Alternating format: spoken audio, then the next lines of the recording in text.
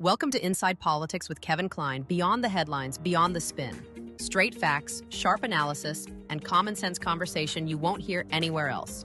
Let's get started.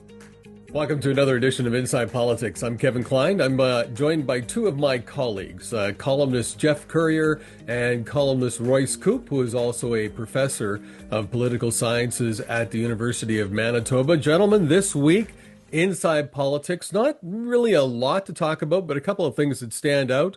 It does not look like Canada is going to get a deal with the United States, certainly not by August 1st.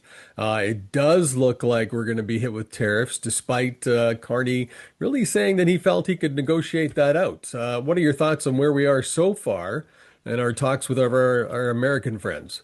Well, I've said this before on our podcast that the Americans are no longer our friends. I don't think Donald Trump has anybody's best interests in his heart but his own. And he's going to do whatever it takes to give himself a win domestically. And if that means doing harm to others, I don't think he cares very much about that. Why we haven't been able to strike a deal, only the people who are on the real inside understand the details. Well, he struck a deal with Japan that, some Americans aren't happy about. But that was the trade deal they came to, where he's only putting a 15% tariff on their automotive products and everything else, I guess. And that became a bit of a sticking point with some Americans. But Royce, what are your thoughts? Well, in the election campaign, Carney was sold as the responsible adult who was going to be able to negotiate a deal that would help us get through this. And now the most recent news we have is that Carney is now saying that, contrary to what he said during the election campaign, contrary to what everyone said, the media, we are going to have to accept some tariffs as part of any broad deal with the Americans. And so if the expectations are being lowered by Prime Minister Carney, then we should basically say that's probably what's going to happen. At the very least, we're going to have lighter tariffs than we might have now, but we are going to be moving forward with tariffs on our exports to the U.S. and we're going to suffer as a result.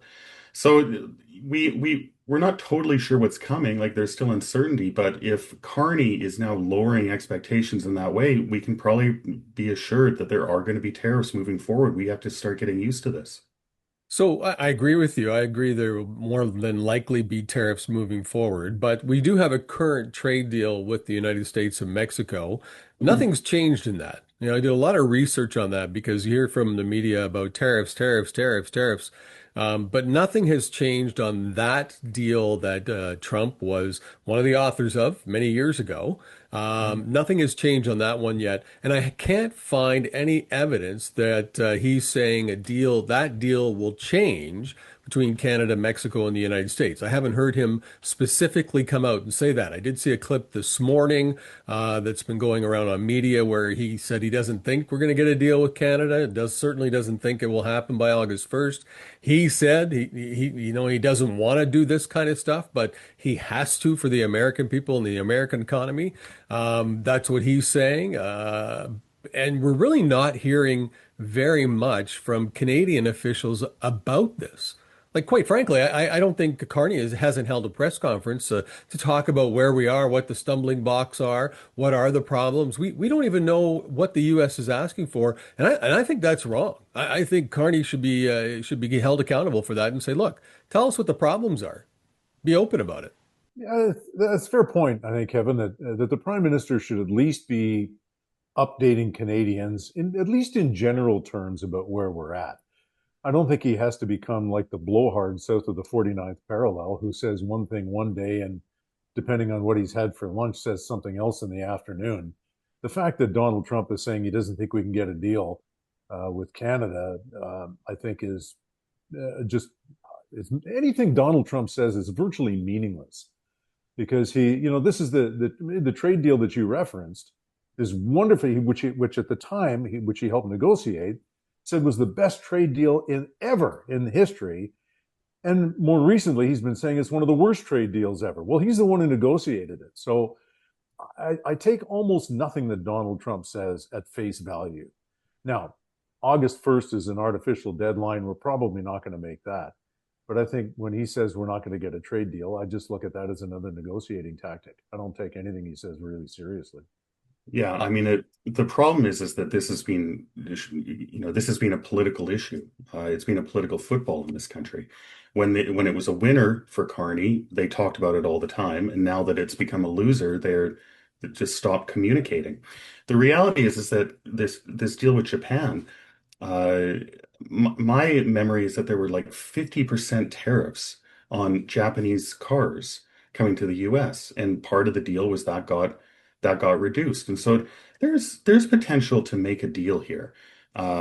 It's just not happening in Canada's case. And so who do we hold accountable for that? It's the Prime Minister, not just the Prime Minister who we were promised was going to get us a good deal, who's the master negotiator, who, flew in these sorts of circles.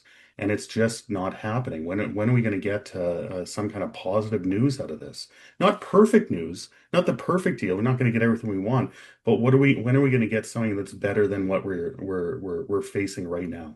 Well, we're not getting any news. And I think Trump has put out a lot of stuff publicly about the negotiations with Canada. I know Geoff doesn't want to believe that or thinks that, he's just kind of blowing smoke when he's saying he's finding it difficult to negotiate with Canada. Maybe that's what his people are telling him, or maybe he's saying that because we haven't reached a deal yet. I mean, this has been going on since before the election was called, right? This was an election talking point. The election was months ago, and we're basically in the same position today that we were back then, other than the fact that he pulled back tariffs because of the United States and Mexico and Canadian deal. But maybe this is the one of the things, one of the sticking points is supply management. Why isn't Carney bringing that out then? Because you and I know supply management, well, me anyways, supply management does not work anymore. It protects some very few people in Ontario and Quebec that kind of own most of the dairy and so on.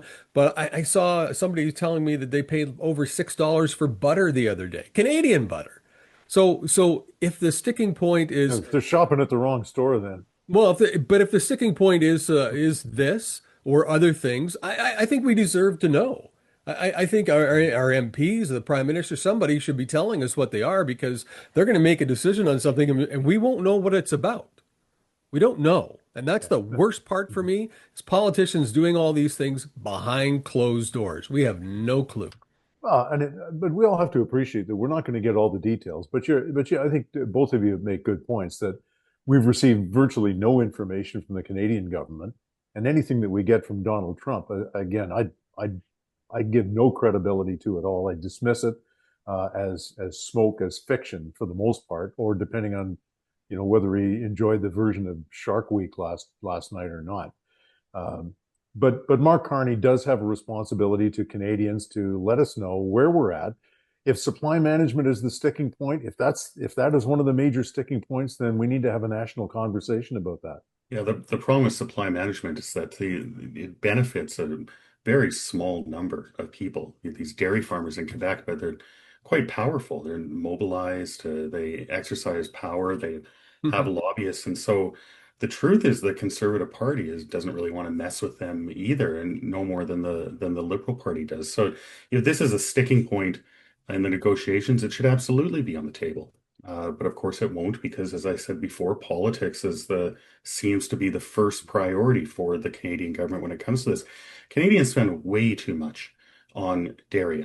I'm not so sure about butter, but like I have a tween in our house who drinks milk, and it's shocking how much the milk budget. I need to go get a second job just to keep a bottle of milk in the fridge. Yeah, it is. Dairy is getting very well. Everything's getting expensive, though. I mean, you go to the store now, you go to a restaurant, you go anywhere, everything is more and more expensive. At first, it was, supply chain issues with COVID. Now it's tariffs. I mean, it's just getting more and more expensive. But here's the interesting thing about that, though. I mean, supply management is a kind of a protectionist measure, right? It's protecting the Canadian dairy industry, or whatever the industry happens to be. We're talking about dairy, and yet Donald Trump is the kind of guy who is implementing protectionist measures, looking after his own people, and so there's a kind of contradiction there. Do we want to continue with those sort of protectionist measures to protect certain Canadian industries, or do we want to open things up to a more of a global kind of economy? I mean, that's part of the national conversation that we need to have. And how do Canadians feel about that? I think it should be free trade across the border. We'll do well because the Canadian dollar is less and competition is good. But I think for Canada, that's what we have to do. We keep talking about going over to Europe. We keep talking about expanding who we trade with. We can't even get a pipeline deal. I mean, big news last week, of course, after the first of ministers meeting with all the premiers, and they got an update from the prime minister, was Ontario, Saskatchewan, and Alberta signed an MOU, just an MOU. And everyone knows an MOU is just kind of the first step in a process to making a deal. But Manitoba walked away from it. Canoe wouldn't sign it. So what projects are we gonna do? Energy is our number one resource right now. That's what we sell the most of. Alberta puts the most money into the coffers of the federal government. Alberta is one of those provinces, and Saskatchewan, that make sure everyone else gets transfer payments. And we can't even get a prime minister to come out definitively and say, we're going to do the pipeline. We have to get our oil to other markets or we cannot exist. It again is silence. There's silence. I can't make out, you can, Trump, you can say you can't believe 99.9% of what he says. I'm certain not to believe what Carney's saying. I'm sorry. He talks one thing and then talks another side. He has not been honest, clear, and direct in his communication. And I think this pipeline is the number one source. Like, we got to get going on this, and we're not getting anywhere. Well, okay, you're talking about our premier Wab Kinew not signing onto this MOU. I guess his reasoning or his public explanation is that he needs to consult with First Nations first. Fair enough, you have to consult with First Nations, but I don't think our First Nations, or in fact anybody, gets a veto over a project which is in our national interest. The needs of the many must outweigh the needs of the few. And our First Nations have to be taken into consideration. I get that. But I think, and there is no reason, this is a larger conversation, Canadians ought not to be paying the international price for oil. We should be energy and oil self-sufficient in this country, and we should be setting our own prices internally. And we're not, because we don't have the pipelines which distribute our crude to the entire country. We're not refining our own products here, which we should be, and we should not be paying international prices. And we should not allow, and I don't want to sound dismissive of our First Nations, because they need to have a voice at the table, but they should not be allowed to block a project which is of national importance and national interest. Well, I want to add to this. Look, Canoe saying that he didn't want to sign it because he wanted to speak with First Nations prior to that. It's an MOU, pal. It's an MOU. You can sign the MOU that you're in, you want to help nation building, and you can say, now I'm going to go have my Indigenous consultations. For him to say just not to sign it and then put the blame on Indigenous consultations, to me, that's nothing but political spin. That's him acting for the camera once again, right? That's him not taking a step forward as a true leader. He did talk about, wow, we're trying to push the Port of Churchill. Okay, great. Listen, why wouldn't you want to have two projects on the nation building thing? We're going to, Ontario's talking about having refineries. Ontario's talking about building that kind of stuff. Why wouldn't we be part of that? I think it's nonsense. All of this going on, well, we have to consult with this person. We have to consult with that person. By that time, our GDP is going to be lower than our debt. And then what happens, right? I just think it's wrong. Royce, you? Yeah, it's a question of sequencing. I mean, the fact that they signed this MOU doesn't mean that there's not going to be any consultation. I mean, they have a constitutional obligation to consult, and I'm sure that's going to happen. I kind of agree with you on Wab Kinew. It would have been very possible to have signed, to have had a commitment to this project, and then to engage in that after the MOU had been signed. I think that when this whole tariff episode started, Wab Kinew was very enthusiastic about big projects, big infrastructure projects, including pipelines, and he got pushback. He started to get pushback from people in his own party, from people on the left, from environmentalists. And in fact, we most important of these was the NDP candidate. He ran for the NDP in the last election. He was some sort of vice president. Chris Weeb resigned from the party explicitly because he thought this idea of pipelines, it wasn't what they ran on. It wasn't the reason he got elected. And I just think the kind of spectacle of Wab Kinew standing there with Danielle Smith, Scott Moe, and Doug Ford, we signed it, it was just a bit too much. And so, these pipelines are going to happen. We need east-west pipelines, and there's enormous pressure for this to happen.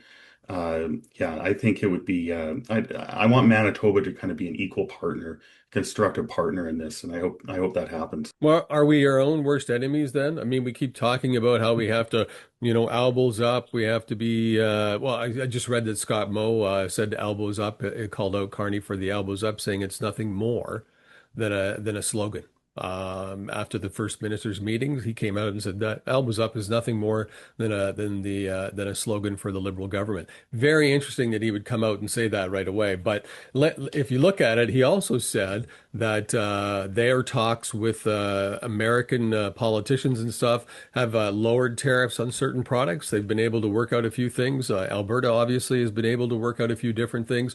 Well, so already here's the division of the country.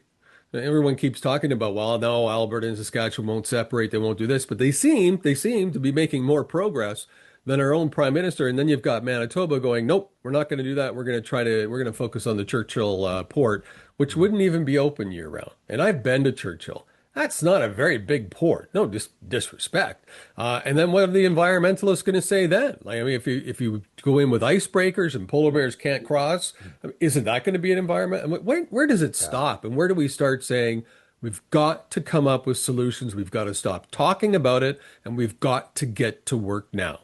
Yeah, well, it's easy for Manitoban environmentalists to talk about that and express concerns about pipelines or oil spills in Churchill, which is a legitimate concern. But hey, let's face it, it's Alberta, Saskatchewan, and Ontario that prop our province up. If they decide to cut off transfer payments, which they wouldn't do, but theoretically, this province would be bankrupt. It would be last person out, turn off the lights. And that's Alberta, Saskatchewan, and Ontario who prop us up. I think we have a moral, a legal, and an economic obligation to cooperate and to do everything we can to enhance the projects that these other provinces are putting forward. So Yeah, I is mean, Kinew, so before you get going, Royce, is Kinew just playing the national card, trying to be like Carney now so that he can run for maybe prime minister for the Liberals one day? I'm told not. I'm told that he doesn't have those national ambitions, but you never know. hey, he's trying to walk a tightrope here. This is why, well, as you know, Kevin, being a politician is hard. You've got lots of different people who you need to kind of tend to, and that's what he's doing. I mean, there does seem to be a commitment to the kind of national infrastructure that we need to face these kinds of tariff threats, but at the same time, there's concern about the environment as you would expect from an NDP premier. Manitoba has signed on to things. I mean, I don't want to totally condemn the Manitoba government. In BC, there's been a long history of obstructing pipelines to the Pacific. I mean, that's partly why this East-West pipeline is such a big deal. And so, yeah, I mean, I get it. Politicians have to balance different interests, but this is something that needs to happen. Manitoba should be participating as a kind of constructive partner right from the get-go, I think. Well, I know the online comments about the story of him not signing on to the MOU were very negative. And there were many and many and many of them at the winnipegsun.com site where people were sharing their frustration with it. Sharing the fact that they're tired of being a have-not province, but that we will be forever and ever, amen. But I think Geoff made a valid point. If Alberta and Saskatchewan all of a sudden started to fight to get rid of the transfer payments, nothing left for Manitoba at that point, right? We're $35 billion in debt now. We're paying over $2 billion in interest payments. What happens when we lose them? I just don't see that. And I see the port in Churchill being a long ways away. Because how do you get it there? It was interesting at that little press conference that Danielle Smith, Scott Moe, and Doug Ford did. you would expect that they would have been critical of Manitoba, of Wa Canoe, Mhm. and they weren't. These are politicians that don't mince their words. They just always just say whatever pops in their head. In the case of Doug Ford, at least, and they weren't critical. They didn't really engage with that issue, despite that it's kind of a glaring. There's one big province there that's missing. This is a problem. That suggests to me that they don't think it's a lost cause. That this could happen, that that Manitoba is not being necessarily antagonistic about this.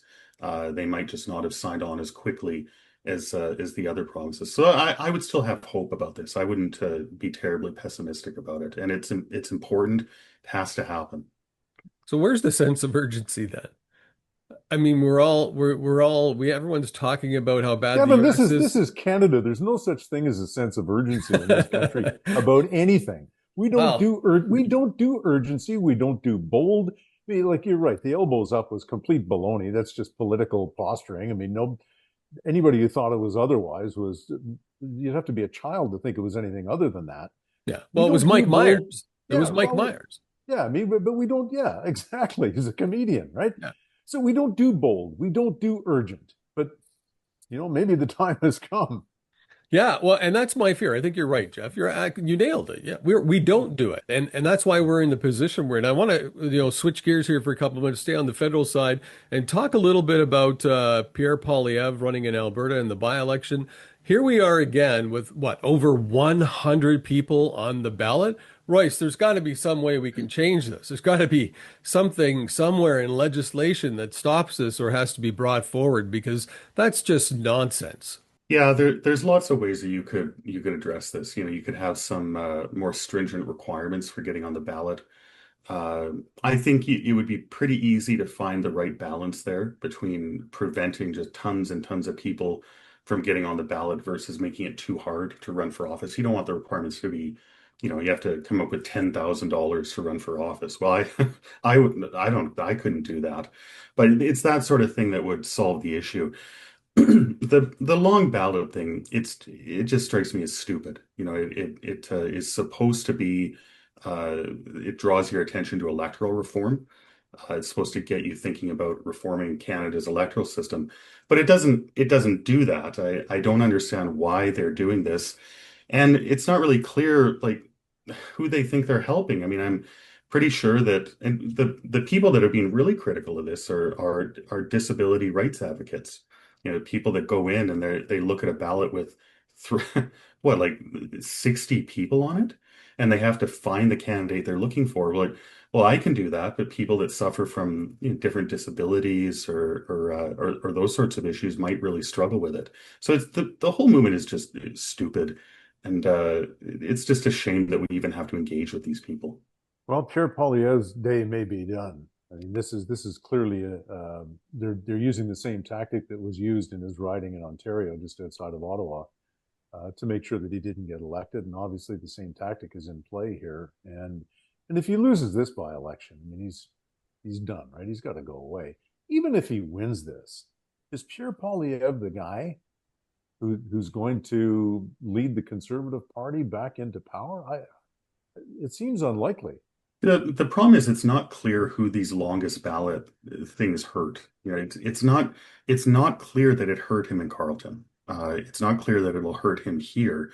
And I don't want to make predictions, but even I am comfortable predicting he's going to win that by-election. This is one of the most conservative seats in the country, and I don't know. I mean, in 6 months, this will just be a kind of footnote in Canadian history, Pierre Poilievre's by-election campaign, and we won't be talking about it anymore, I don't think. If I'm a conservative card-carrying party member, which I'm not, I would be concerned. Because supposing he loses this by-election, now what do you do?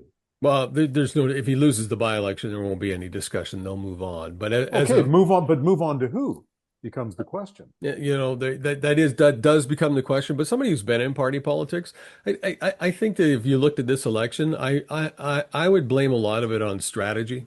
I think they spent most of their time just picking on Trudeau, picking on Trudeau, picking on Trudeau, bang, bang, bang, bang, banging him over the head. Not that he didn't deserve it, but they spent so much time and effort on that.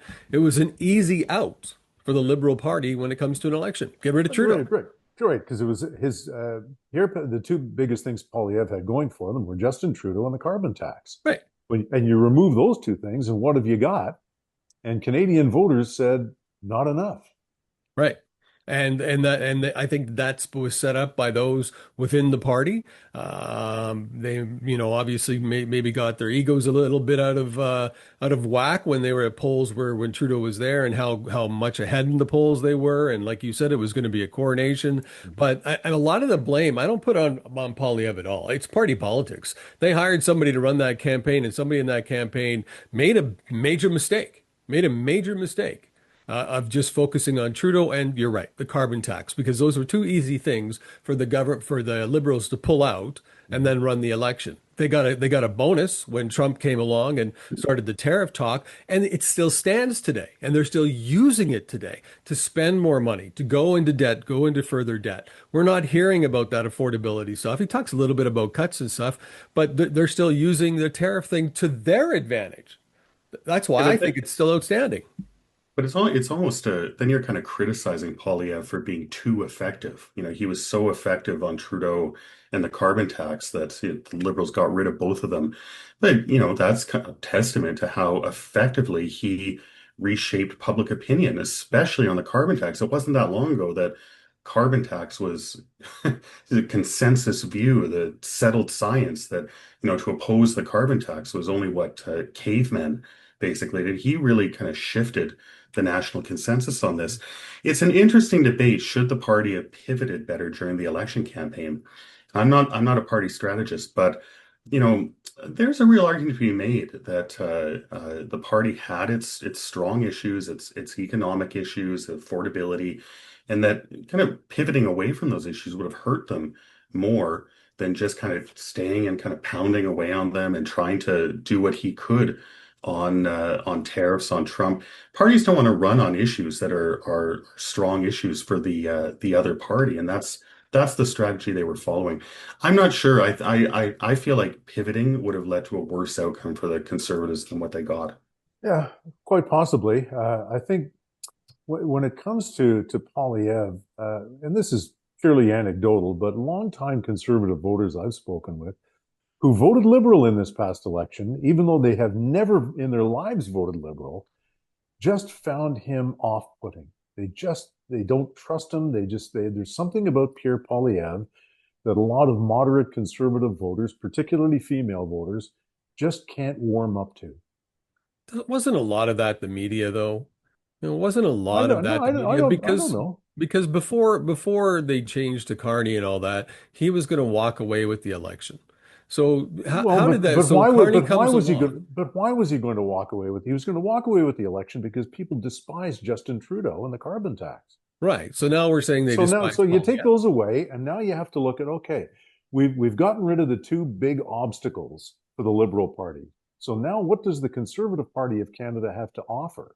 And it's offering Pierre Polyev against a guy who has I don't want to say misled people, but hasn't delivered the goods so far. But I'll say he's misled people. He's entirely misled people. But he hasn't delivered the goods. That's for sure. Right. He hasn't. But he has misled people about his investments and all kinds, and about the tariffs, everything. Okay. But as voters looked at Pierre Polyev, they think, okay, he's not Justin Trudeau, and we've gotten rid of Justin Trudeau, we've gotten rid of the carbon tax. Let's look at Pierre Polyev. And a lot of voters looked at him and said, no, thanks. Remember too that a lot of the things that people say about Polyev, the style, the kind of disconnect, he alienates people. They said the same things about Harper in around 2004. He's too cold. He's kind of weird. He shakes his kids' hands when he drops them off at school instead of giving them a hug. And this was overcome. You remember the blue sweater, Harper and his cats. There's ways to kind of overcome these image problems. And some of the late in the campaign, some of the stuff that the speeches that Polyev was giving and talking about his kids, he has a special needs child. I didn't know that until late in the election campaign.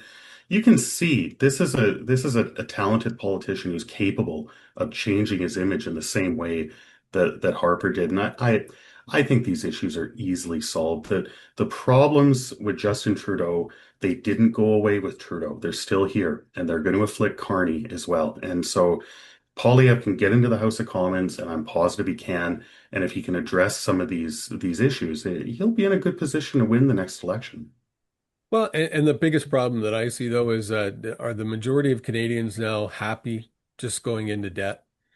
They're not paying attention to what's happening to our country. Are they happy? We just found out we're on our way to the 50% tax mark. That we're paying more in food, clothing, and shelter than we are, or we're paying more in taxes than food, clothing, and shelter. This is all, verifiable data now. So, I mean, are Canadians just happy with that? Because sometimes I'll write columns about that, and you see comments from people like, "Oh, well, the government's doing this for people, the government's doing that. You'd rather have us be this, terrible country or whatever." It's like, listen, who's going to pay for all this in the next couple of years? Who's going to pay for Well, it all? there's now a significant number of civil servants who explicitly voted for the Liberal Party in the last election because they thought that the Conservatives were going to make cuts, who are now going to lose their jobs under under a Liberal government.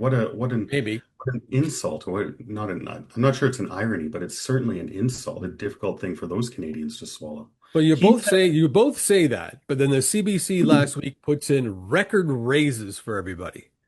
They got a $150 million bailout during the election campaign that wasn't a vote because they needed that cash. And all of a sudden, out of the blue, everyone gets a raise. You get a raise. It was like Oprah Winfrey was running the CBC. You get a raise. You get a raise. Everyone gets a raise. Largest in history. Where was Carney when that happened? What's he saying now today? Nothing. Nada. Zilch. Yeah, there's a possibility that Carney was kind of the right man for the moment. Facing this threat from the Americans. He seemed to have the qualifications, he seemed to have the temperament. It's just the right man for the moment, the right man for the challenges. And that can, but just as it came about very quickly, Canadians developed that sense very quickly. It could disappear very quickly when it becomes obvious that we're not actually going to get a good deal, that he's not going to protect the jobs of people who work for the government, when he's not going to do this, when he's not going to do that. I can see his popularity falling very quickly, very suddenly. Well, Geoff, have you ever heard of Carney being in Washington for the tariff talks? I haven't heard about it yet. I've heard No, he about doesn't. former cabinet No. ministers in the Trudeau government, but not him. Well, no, but do you think Donald Trump is sitting at the table doing these negotiations, or is somebody else doing it? I mean, it's the people underneath the leaders that do these negotiations. But I think a face-to-face conversation with the president probably wouldn't be a terrible thing. Yeah. I know, for example, Doug Ford thinks that Carney's terrific, really likes him. And so here's a conservative premier speaking highly of Carney. I still, for me, the jury's still out on Mark Carney, just because there's so many contradictions going on here. As you've pointed out, Kevin, many of the things that he said during the election campaign, and Royce as well, have not materialized. I mean, the CBC was one example. During the election campaign, he promised to give the CBC more money. After the election, he said he wants to see the CBC make cuts and doesn't think these bonuses should be handed out. And then the big raises come out, as you pointed out, Kevin, last week, and the prime minister's silent on it. I don't know what to make of this guy. Or any politician right now. I think that's the lesson, right? At the end of the day, we're letting politicians away with a ton of BS that they shouldn't be getting away with. And maybe that circles back to what I was saying earlier about it's just our fault, right? We're electing these people. We're not holding them accountable like we used to or like we should. And maybe Somebody that once said we get the government we deserve. Right, yeah, right. You get the government you deserve. Good conversation. Well, we'll see what happens. We'll talk next week on the deadline day for trade with the United States. So we'll be able to talk about whether or not that was achieved. We could do it now and pre-tape it by saying no. Yeah, Royce, what's the over/under on that one? No, I don't want to take that. No. You think there'd be a pro line betting on that? There should be, right? There should be some betting on that. That'll help the lottery corporations anyways. Gentlemen, I appreciate your time as always. Good discussion. I look forward to talking to you next week on Inside Politics. Thanks for watching Inside Politics with Kevin Klein. Please like and subscribe to this channel and visit thewinnipegssun.com for more.